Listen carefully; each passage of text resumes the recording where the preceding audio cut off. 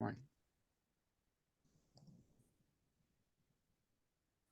Okay.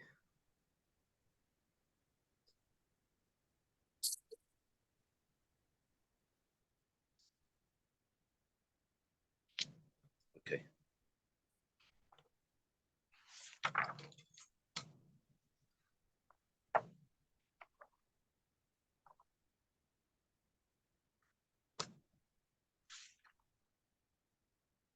We're holding Ayin Gimel and Beis.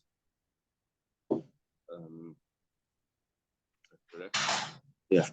Ayin Gimel and Beis. And it's the middle of the page, just by an Amarava. Morning. Thank Hashem that we're able to learn Torah every day. So we should have this in English immediately. So it starts like this. Amarava. Eidim shechukhshu l'b'seifuzmo. Talking about Hazama, how Hazama works. Hazama means that witnesses that were found to be liars because they weren't even there. They were together with these two other witnesses in some other place. So they have to pay for what they intended to do.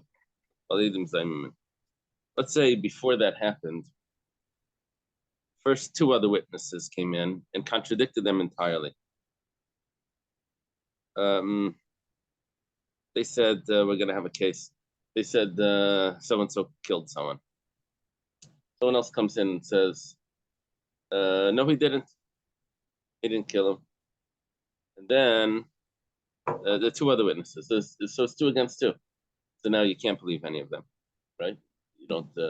But then another group of witnesses come in and say, "You first witnesses, you weren't even there. You were with us." What happens then? Are they considered Zayimim? Because they were contradicted before they became Zayimim. So Rabba's opinion is that Neragan, that they're actually killed. They're considered Eidim Zayimim. Their Eidos became puzzle before the other witnesses came in. Their Eidos became invalid before these other group of witnesses came in and said that that you were with us. Good morning. Oh, thank you.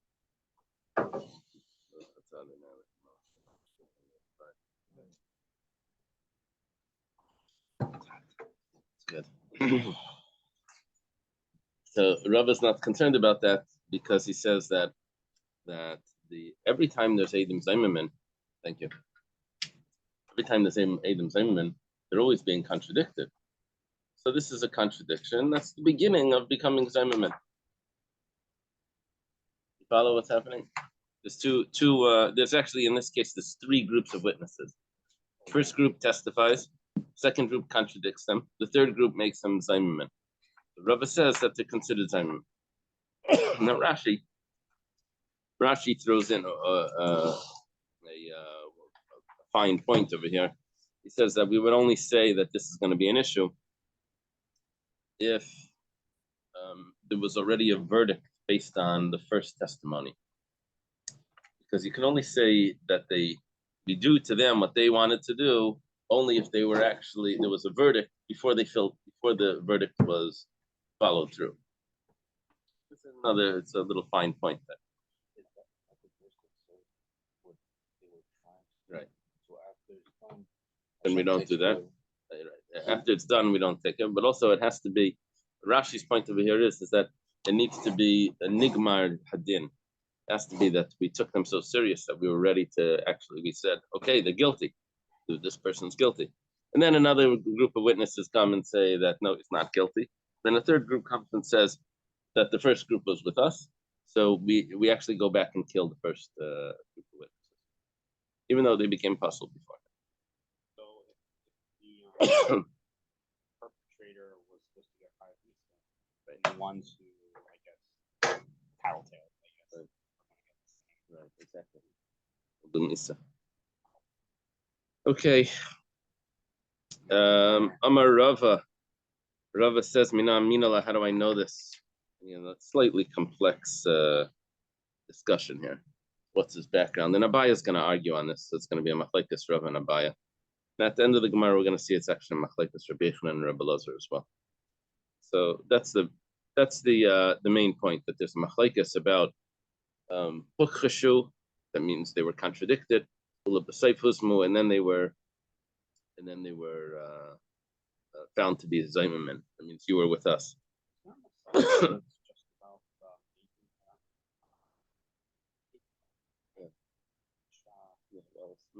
Sanhedrin and Mappus, there's a lot about that.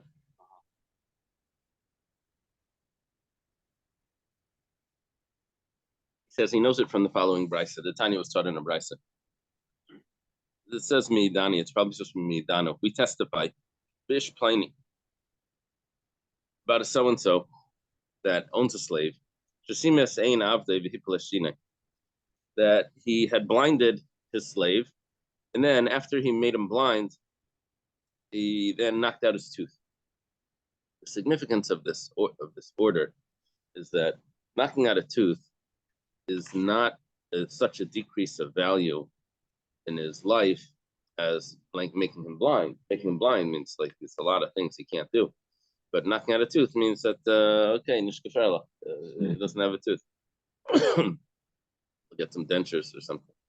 So what's being testified over here is that two things. He's going free, and the owner also owes him money. But how much money? Not so much money, just for the tooth.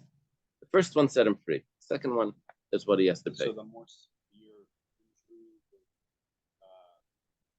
so even if he knocked out his tooth, he would still, yeah. But the more severe injury would not be. He wouldn't be. Have to pay for it. No, he only has to pay for the second one. The lesser. No, not. It doesn't have to do with the lesser. It has to do with a tooth or an eye sets a slave free. Yeah, or any of the 24 limbs that could be the fingers or whatever. Now, whatever he does first, whatever the master does to him first, sets him free. After that, he's just a regular free person that got damaged. So the master has to pay for that. So Rabbi says, we're quoting this brisa, he says, if someone testifies, or two people testify, that so-and-so had blinded his slave, and he's also knocked out a tooth. So, Sharia Rav Amerkain. Now, Sharia Rav Amerkain means that the master is happy with this testimony, because he doesn't have to pay for the eye, he only has to pay for a tooth. But it turns out that these witnesses were Zaymim. Okay, so Reuven and Shimon testify that Yaakov knocked out his slaves, Gehazi. Think of Gehazi is not a slave. Tavi was a slave. He knocks out his slave's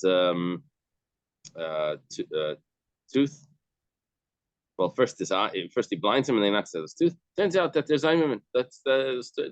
How could the Reuven and Shimon really know about this? They weren't even there. So what do they now have to do? They have to pay the value of the eye to the slave. They caused the slave to lose the value of the eye. Because they testified that it was the eye that set him free. And they was free, also that's right.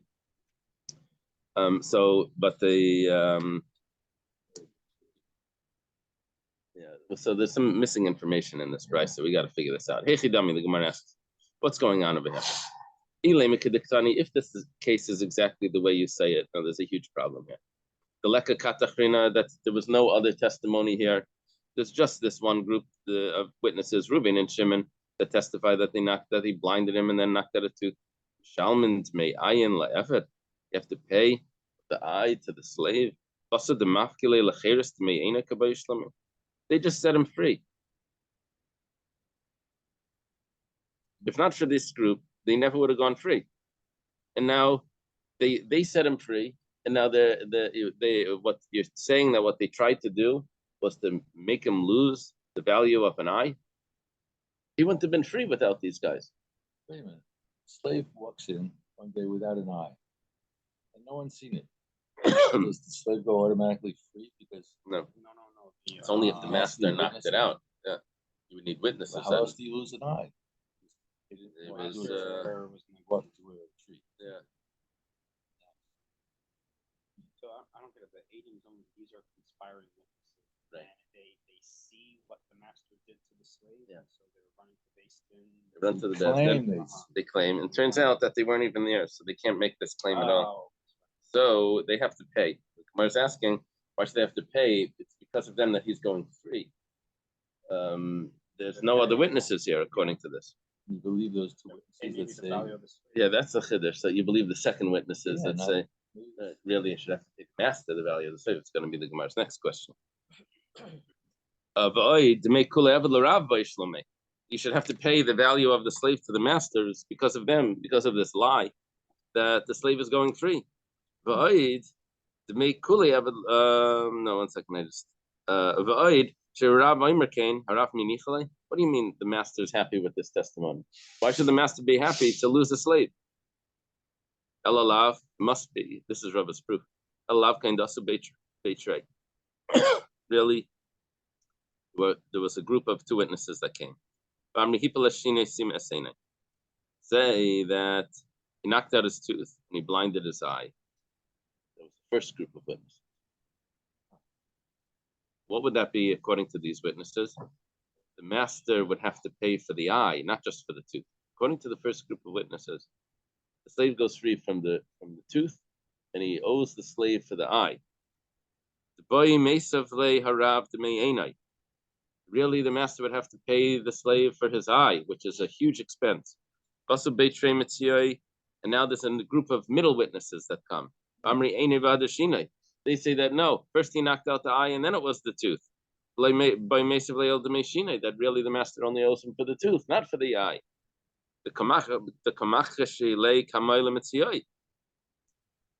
That they're contradicting the first ones. The first ones are contradicting the second ones. That's the way it's being put here. But I know, and this is the meaning of Sharia Rav Eimerkin. This is why the master's so happy with this, because the master's only going to have to pay for a tooth. When it says that they became Zaymamin, we're talking about the middle ones. So the middle ones were contradicted by the first ones. And now, Mishalmand may ayin la'efed, they have to pay the value of the eye because it's because of them that they're losing that money. They're only getting the value of the tooth. Now, if you think about it, it's not the value of the eye, it's the value of the eye minus the tooth that they would have gotten anyway. Right? Included in the eye is the value of the tooth. They're claiming that the master owes them the value of the tooth. He's not losing the value of the tooth. He's only losing the difference between the eye and the tooth, according to these witnesses. Whatever the case is, Shmamina, we see from this, based on Rava's explanation of this brisa, that Hakasha Tchilas Hazamahi, contradiction between two witnesses, is the beginning of the conspiring witnesses, beginning of Hazama. And even though we wouldn't have believed them anyway, because 2 against 2, we would just cancel them all out. But nevertheless, we would say that when they become Zaymamin, we paskin according to that. Now, I'm not sure how. I just have one question. Rashi said before we needed to have a nigmar hadin. Now, if the first witnesses were the ones that we're keeping, the second witnesses are the ones that are contradicting and becoming Zaymamin. So how do we have a nigmar hadin when it's contradicted before we even started? Do you have any notes on that?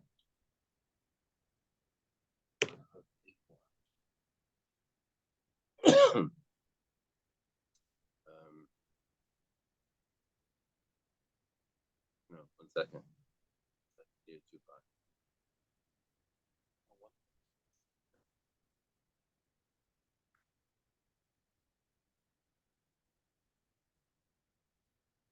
Yeah, they point that out. Actually, pay only the difference between the value of the eye and the value of the tooth. Okay, that's fine.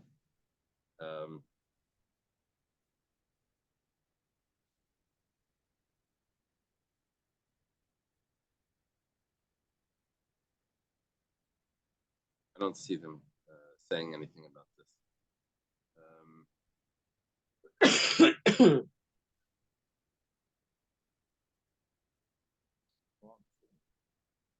Yeah, we'll go through it. We'll have to go through Abaya, but if there were no intermediate set of witnesses? Who would be falsely accused? What? If there were no second set of witnesses, Right. what these aspiring witnesses had to Right. say. So, Rabbi, in order for a slave to go free, you always need two witnesses?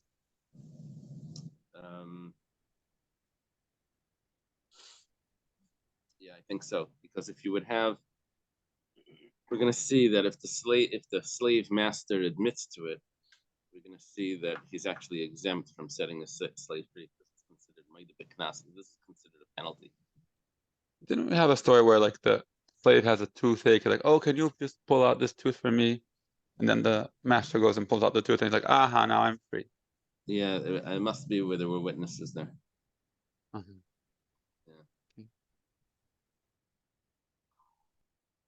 Okay, let's see what's going to happen. I'm not seeing any comment on that. Yeah. Amar Abaya says, Loi, your whole proof is not correct because according to you, you're having three sets of witnesses here. The contradicting witnesses, the zaymim, the zaymimim, and the ones that make them zaymimim. The ones that say you were with us. We have the contradicting witnesses, we have the liars, and we have the one that tell us that they're liars because they were with us. And what Rav is trying to prove from this is that if witnesses are contradicted before they become zaymim, it's still considered zaymim. Baya says no, because you're saying that you actually have three sets of witnesses there. What turns out is that the same witnesses that said that you were with us, they're the ones that also said that no, it was the opposite. Even though you're a bunch of liars, anyone knows what they're gaining over here is they're saying that the master had to set the slave free anyway. They're testifying. You see, Reuben and Shimon come in and say, he knocked out his eye and he knocked out his tooth. Then he knocked out his tooth. The master only owes a slave for the tooth. Comes in, Reuben, Shimon, Levi Yehuda come in and say that how could you, Reuben and Shimon, say that on Sunday this is what happened? The truth is that on Sunday you were with us. But if you want to know what really happened on Monday, it was first he knocked out his tooth and then he knocked out his eye. Oh, so it switched. Yeah. So really, the master had to set the slave free anyway. So the only thing that they're doing is they're causing that the slave doesn't get the money for the eye. Is Baya says maybe that's the case. Yeah, so the How do you know? These, Right. Conspiring is to pay the slave, right? Okay. So rather than paying the slave, he just pays for right. He pays the slave for the eye, because that's what he would have lost. That's what the slave is losing, according to their testimony. Now, Mimai, how does Abaye know that this is the case? Me the Seifa, the Mapich Vazama, Reshanami Mapich Vazama. Says because the second case of the Brisa, which we didn't learn yet, is talking about when it was the same witnesses that told us that you were with us, Levi and Yehuda, that said you were with us. They're the ones that actually said that the story was the opposite. How could they know that? If they were in Chicago with the guy. They said it was a different day. Yeah. We're going to see if it was a day later, a day earlier. I think we're going to discuss that. Funny Seifa. It says in the Seifa.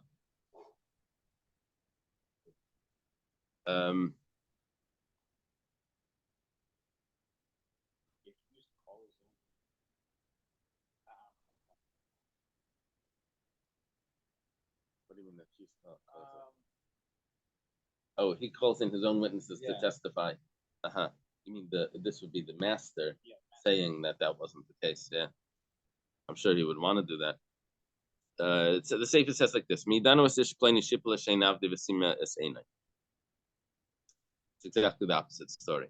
They testify now. Reuben and Shimon testify that the master knocked out the tooth and then he blinded his eye.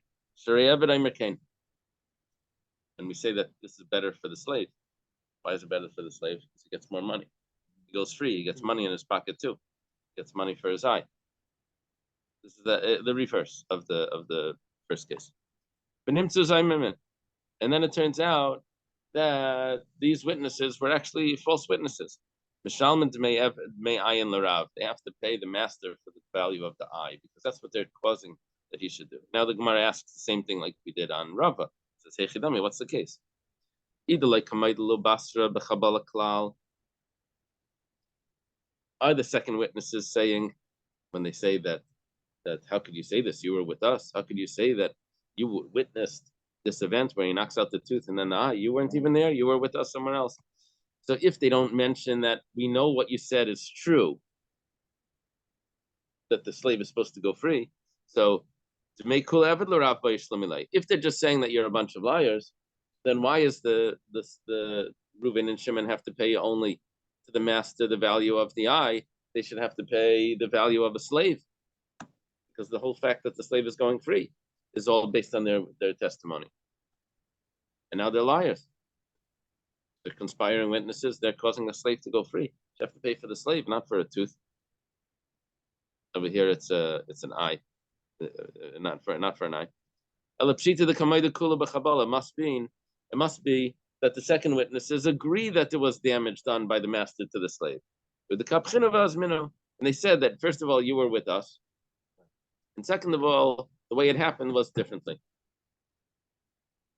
On a different day, of course.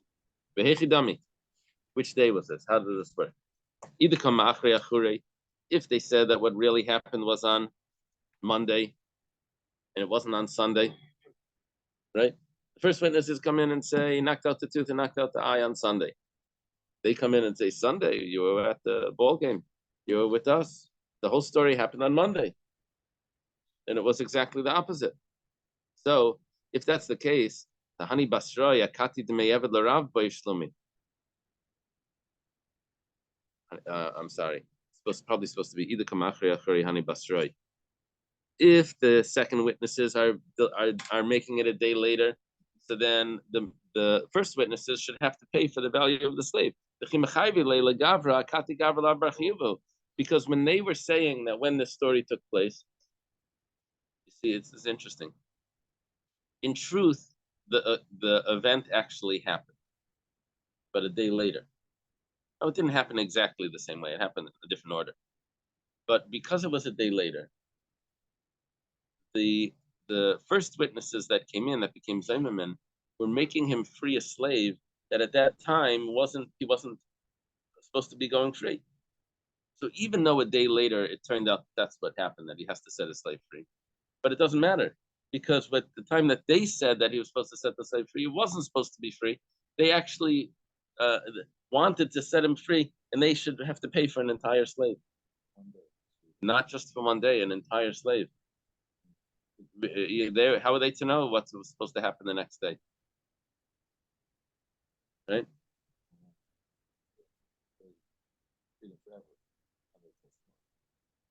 Yeah, if there's a car accident on a Sunday, and it's a bender, what do they call it? The fender bender or something.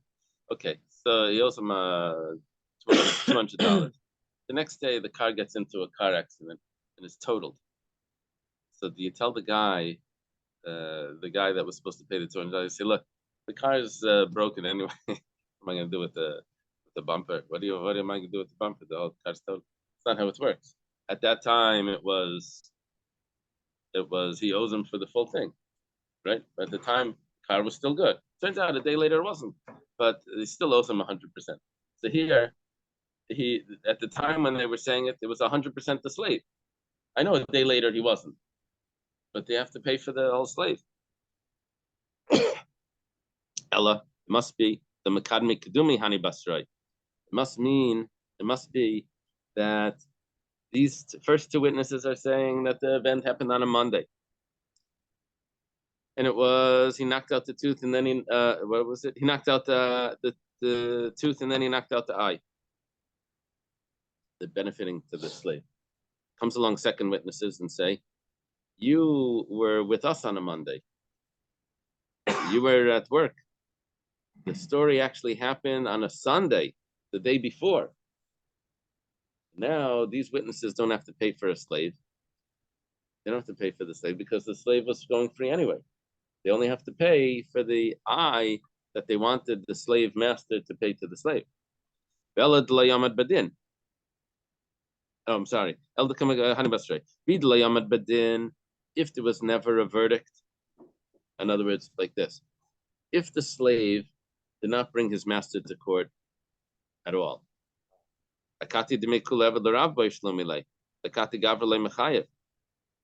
you see, even though these witnesses show up later,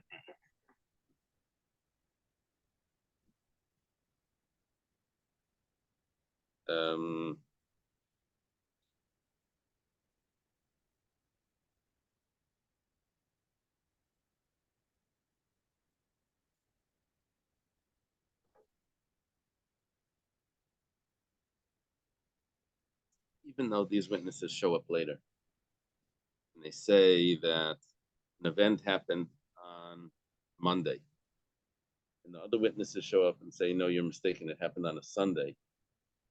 But how can we say that that it's not because of these witnesses that the slave is going free? Theoretically, the master could have showed up the week in the middle of the week. This is like a week later, let's say. Master could have showed up in the middle of the week and said, "I want you, Besdin, to know that I knocked out my slave's eye and tooth, and the slave would not go free. Would not go free because he was moided b'knas. He's going to be exempt. He's admitting to a penalty. He's exempt from setting a slave free." So it turns out that these witnesses were actually causing the slave to go free if there was never a court case before. There had to be that there was some sort of court case before. That the slave goes to court right away and says that the master knocked out my okay.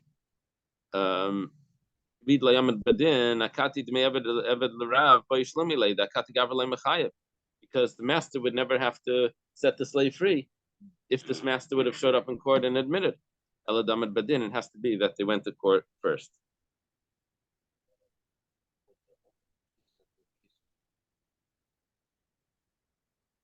That I'm not sure. He's saying if the slave claims it, does that replace the witnesses?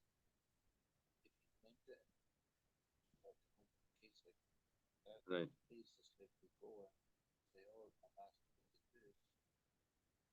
Let me see your notes.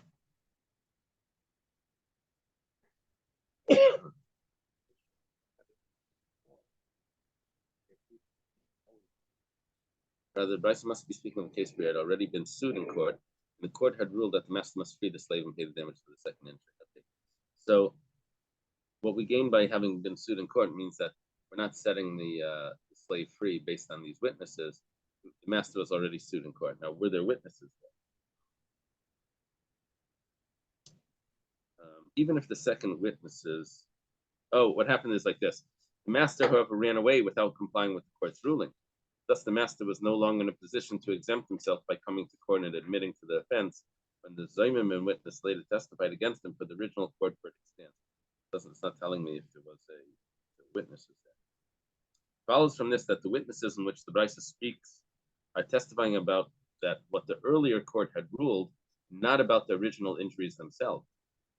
The Brisa in its second case speaks of an instance in which the slave proceeded to sue the master in a second time in another court. He presented witnesses who testified that the first court had found the master guilty.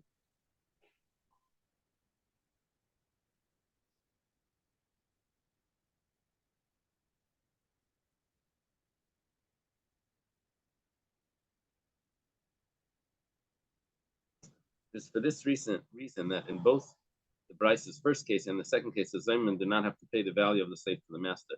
But at the time of their testimony, the master was indeed liable to free a slave under the first court's order, and he was holding him illegally.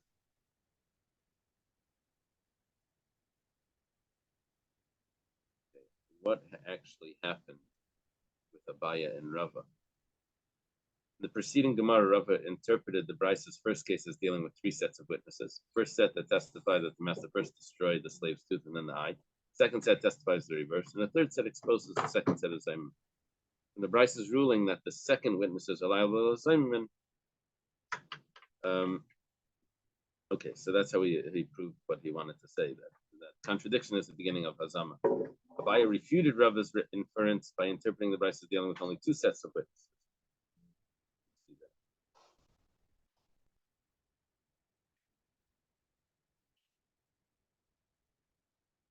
Okay, Abaya is just saying that the same witnesses that said that they're Zayman also contradicted.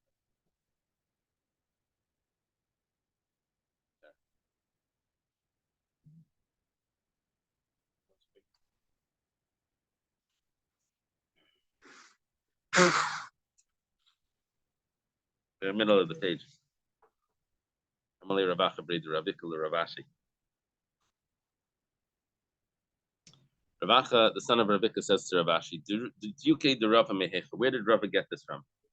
That there were three sets of witnesses. Are we talking about that it's from the first case of the Brisa? The first case of the Brisa was where he said that he blinded him and then he knocked out his tooth. Reisha Mika Miskachshi Mitzioi, Mika Miskachshi Mitzioi, Kiven Dilai Mitzumi, Sadusa Kavasayo Kakaimai, the Dina Kavasaya Paskina, the Ishbachal Masaya Mana. Elkach Kamayu de Kamiskachshi Mitzioi, Lemiskachshi. Lemiskachshi Midi.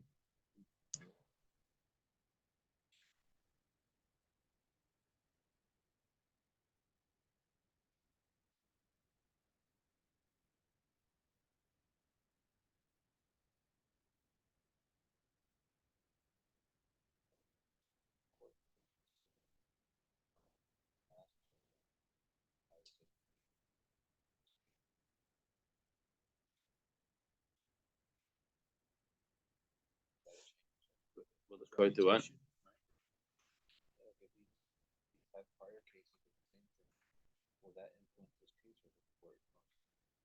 Oh, that I don't know.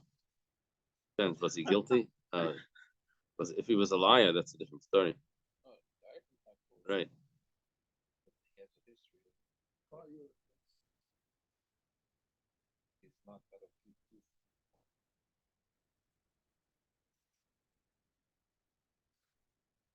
It's a very interesting question. The Gemara's question is like this: that according to Rava's case, two witnesses came first and said that the master knocked out the tooth and then he blinded the eye. Right? Second witnesses show up and say, no, it's the other way. The master blinded the eye and then knocked out the tooth. We find out that the second group of witnesses were liars. No, what actually comes out is that the slave goes free, because that we know. The master has to pay not just for the tooth, but he has to pay for the eye as well. The first witnesses are the ones that are correct. It says I'm sorry. They said he blinded his eye and he knocked out his tooth. The second witnesses said that the second witnesses said that it was a tooth and then the eye. So what comes out is that even the Eli Mitzumi, if they wouldn't have turned into Zayman,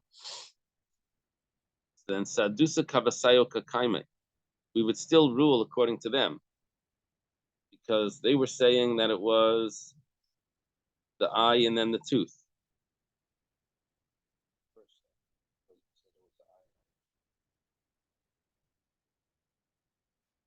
No, the first set said that it was the tooth and the eye. In the first case, they said it was the first set said tooth and the eye.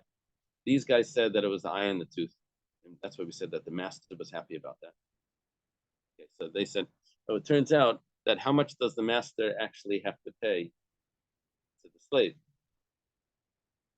for the eye? But when they pay for the eye, they're also paying for the tooth, at least in the amount. Because the eye, let's say, is $200 and the tooth is $20. So did the master actually pay the $20 that this group wanted him to pay. The answer is yes. Not only did he pay 20, he paid 200. So how can you tell me that this is considered zaymim, that they wanted to pay more? It's exactly what he got paid is exactly what he paid. But what they wanted to do, that he should have to pay $20, is what happened. He paid $20 plus another 180.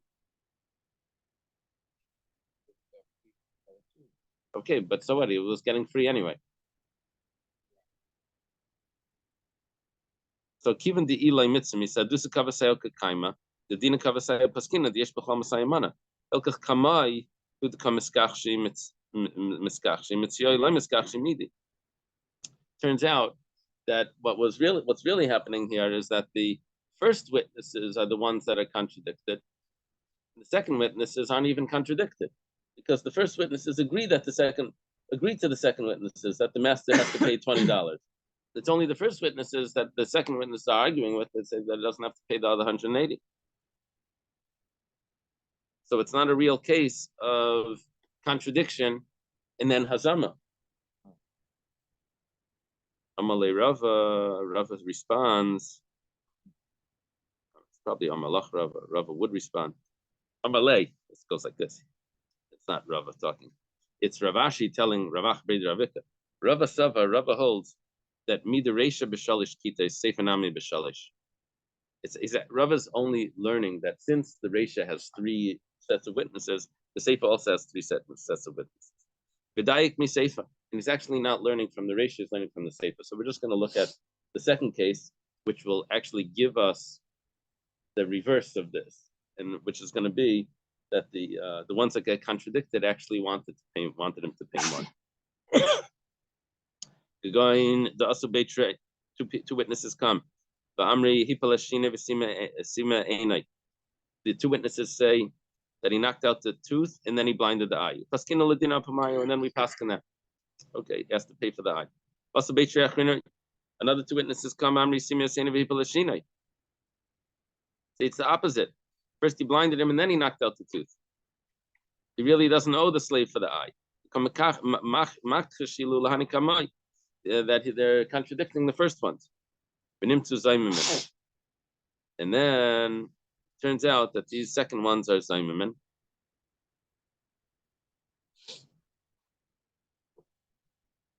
So nimtzu zaymimin, you read it, nimtzu zaymimin kamai, no, nimtzu zaymimin. So kamai mishalmin dmei ayin, no, nimtzu zaymimin kamai. The first ones are found to be zaymimin. And then mishalmin dmei einai larav, because the first group wanted the master to pay for the eye, and that turns out that it wasn't true. So they're actually contradicted, because the second group that said that they were zaymimin, the second group is the one that said that they only has to pay for the tooth. So the first group that becomes zaymimin wanted him to pay more, and they get contradicted. And if you say that contradiction is not the beginning of hazama, so then why do they have to pay? They were contradicted first. If they're contradicted first, then they become invalid witnesses. And then when they become zaymimin, what are you zaymimin about? There was no, you weren't even witnesses. We see from this, okay, that was Rava's proof. Abaya is going to say to you, in the first case, we're going to need actually 3 sets of witnesses, because the Reisha says Harav Aimer came. It says that the master is happy with this. And why should he be happy with setting his slave free? It must be that there were other witnesses that are telling us that at the time when these guys came in, it must be there were other witnesses that were also telling us that the slave has to go free because of damages. Seifa, but it's in the Seifa. Lamali Shalish Kitas. How do you know that there were 3 groups? Shareya Ebed Aimer Kain, Ebed Koldu, Meimar Amar, Denifle Denef Lecheres. The fact that it says that the slave is happy with this testimony, maybe that doesn't mean that it's because now he's going to get the value of the eye. Maybe what that means is that he's going free and he's happy just to go free. Maybe in the Seifa there were only 2 sets of witnesses, like Abaya was trying to prove to us, that it was the same witnesses that said that you were with us. They're the same ones that contradicted the case. Maskefler Abzera. Abzera has an interesting question that questions everything that we're learning. Ema, maybe we should say, Sima es einai, he blinds his eye, the nepek be'einai. Then he goes out because he made him blind. People eshinai, he knocks out his tooth, nepek b'shinai. Goes out because of the tooth. Sima es einai v'hipel eshinai. Let's say he does both. Nepek be'einai v'shinai. Maybe there's no monetary payment at all. Maybe he goes out just because of these other damages. Amar Abaya says that's not so. Because Alecha Amar Kra, regarding your thought process, the pasuk clearly says Tachas Einai, V'lei Tachas Einai V'shinai, Tachashina V'lei Tachashina V'einai. It goes out one for one. It doesn't. You don't combine them together and say, okay, eye and a tooth, okay, you just get set free and there's no payment over there. It says in place of the eye, he goes free. That means not because of an eye and a tooth. Okay. Amar Avidi Baravan Afanan Amitanina. Avidi Baravin says that this we also learned in this concept of Chasha Tchilas Hazama. We learned this in our Mishnah. Our Mishnah said, "Ganav al pishnayim v'tavach machar PM." Someone stole. Back this is how all of this came in. Someone stole, and there were two witnesses there, and then the same two witnesses testified that he slaughtered it or sold it. And it turned out that they were zaymimin. Okay, so Mishalman layasakol, they have to pay to the ganav. The claim, the one that they're claiming is a ganav, they have to pay him everything 4 or 5 times. My love, is it not? The Yidu ala Gneva. First, they testified. They testified that he. What do we have over here? Reuven and Shimon testified that Shmerel stole. And then they testified that Shmerel slaughtered it. Ala Gneva. And then. Levi and Yehuda come in and say, Reuben and Shimon, you weren't even there at the day that you claimed that he stole. And then they said, how could you say that he slaughtered it? You weren't even there on Tuesday either. So Vakivin shows Mala Gneva, but once you mess up the Gneva, once you say that he didn't steal, because we got rid of Reuben and Shimon's testimony about stealing, the Gabi Tvicha Avalum Machashin. So then that's considered contradicting that Reuben and Shimon are contradicted regarding the slaughtering. Because if there's no Gneva, if there was no theft, then there's no problem with the slaughtering. But nevertheless, they still have to pay everything. So it comes out, if we're going to say that being contradicted is not the beginning of the rule of the conspiring witnesses of Hazama, why should they have to pay for the slaughtering? You see, what's going on is like this. At the time when Levi and Yehuda say that Reuben and Shimon, you were with us at the time of the stealing. That means that what they just did was they make him zaymimin for the stealing, and with the same words, they're also contradicting Reuben and Shimon's testimony about the slaughtering. They're not saying you were with us by the slaughtering. You were with us by the stealing. Later on, they're going to say you were with us by the slaughtering. But meanwhile, you were with us by the stealing. That means that by the slaughtering, they're being contradicted. Now, if you say that being contradicted messes up the whole testimony, and then afterwards, when they become Zaymim, they don't have to pay because they were already invalidated. So then why should afterwards, when they become Zaymim for the slaughtering, why should they have to pay for that? They were already, that testimony was already messed up because they were contradicted. So it must be, it must be that being contradicted is just the beginning of Hazama, and you could become Zaymim even though you're already contradicted. That's the proof that Ravidi Baravin says we have from our Mishnah. Amri, they say it like this, it's not necessarily so. You know what the story was? And they were actually, they became Zaymim for the slaughtering first, which means there was never anything contradicted over here. How could you say that you were there at the slaughtering and you were witnessing it? Reuben and Shimon, you were really with us. You know, the fact that they stole, that was never contradicted. And the fact that they were slaughtering was just straight Hazama. Then afterwards, when he comes and says, you were with us by the stealing also. So they were Hazama on both. There was never any contradiction. Eidim Shehukhshu Lebesayfuzmu Rabbi Yechon and Rabbi Lazar. This machlekes of Abaye and Rava is really a machlekes between Rabbi Yechanan and Rabbi Lazar. Chad Amar Neragin. One says that if witnesses say that this person killed, and then another two witnesses say no, he didn't kill, and then another group of witnesses comes in and says that how could you say that he killed? He was with us. So one opinion here says that we kill the first group of witnesses because that's what they attempted to do. The other group says that we don't kill them because their testimony was already messed up by the witnesses that contradicted. Let's let it be proven that Rabbi Lazar is the one that says that we don't kill the first group of witnesses because of what they attempted to do. Rabbi Lazar says Eidim Shehukchu B'nefesh Leikin.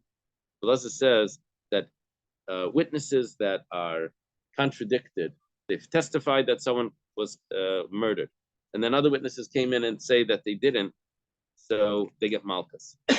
First group, we give them malchus for lying. If Rabbi Lazar says that they get killed, why do they get malchus?